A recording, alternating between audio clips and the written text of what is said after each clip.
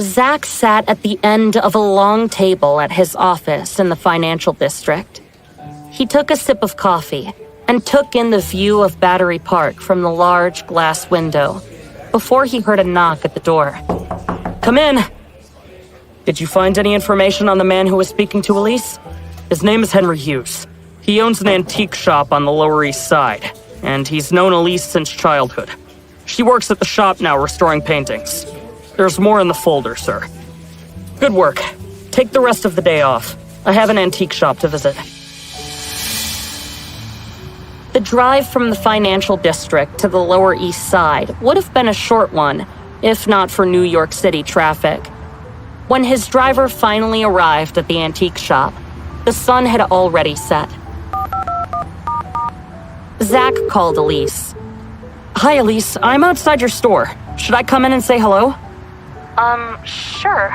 A bunch of us are going out tonight if you want to come along." "Who's us?" "Everyone who works at the store." "Does everyone include Henry?" "Of course, he owns the store.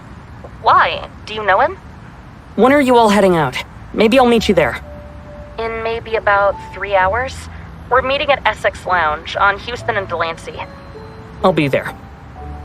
Zack hung up the phone. He knew he needed to calm down so he could appear completely confident and nonchalant. Zack turned to his phone and dialed the number of his best friend and older brother, Theo.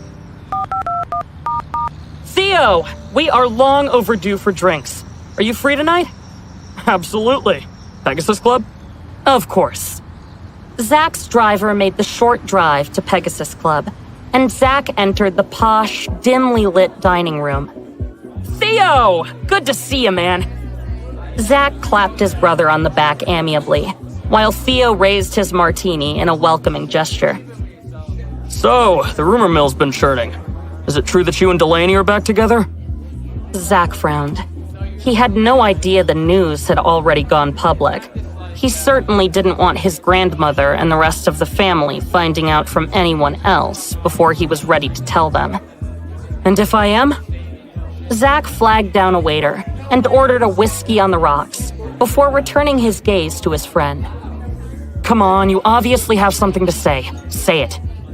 "All right. I know you're an adult and you can make your own decisions, but Elise is a once-in-a-lifetime woman. If you divorce her, you're going to regret it." "What the hell, Theo? When I first married her, you hated her and said she wasn't good enough for me. What changed?" "Other women would have left you like Delaney did when the going got tough. But Elise cared for you every step of the way, and has been nothing but loyal and kind.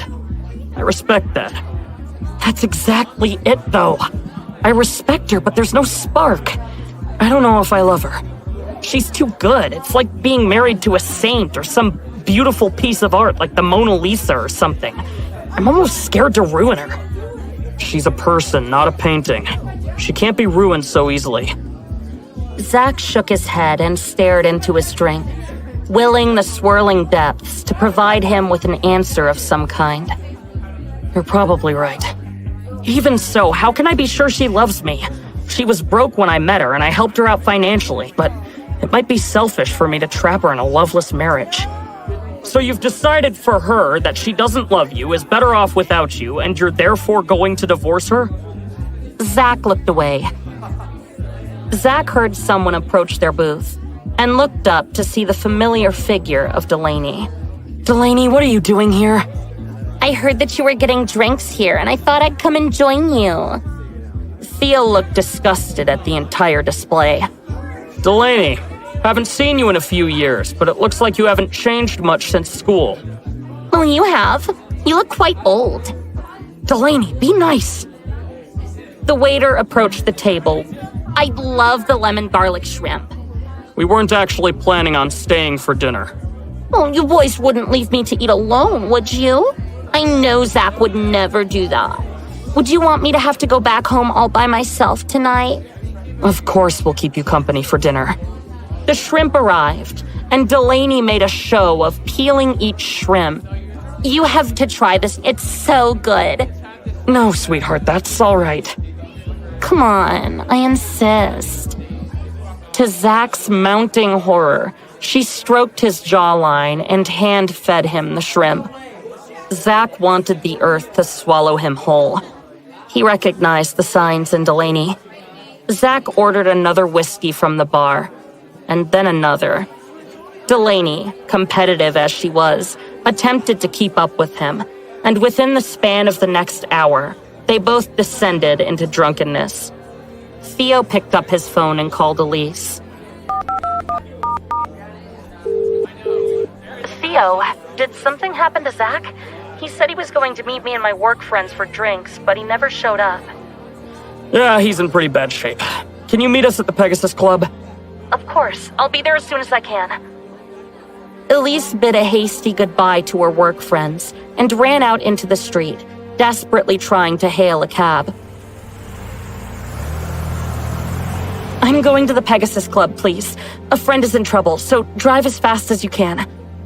The taxi driver nodded and expertly swerved his way through traffic until they arrived in front of the Pegasus Club. Despite the current conflict between her and Zack, she still loved him. She opened the bar door and steeled her nerves for whatever she might see inside. Hi, I'm Elise. Want to know my story? Then download the Pocket FM app and listen to the exciting episodes of After the Divorce. Now,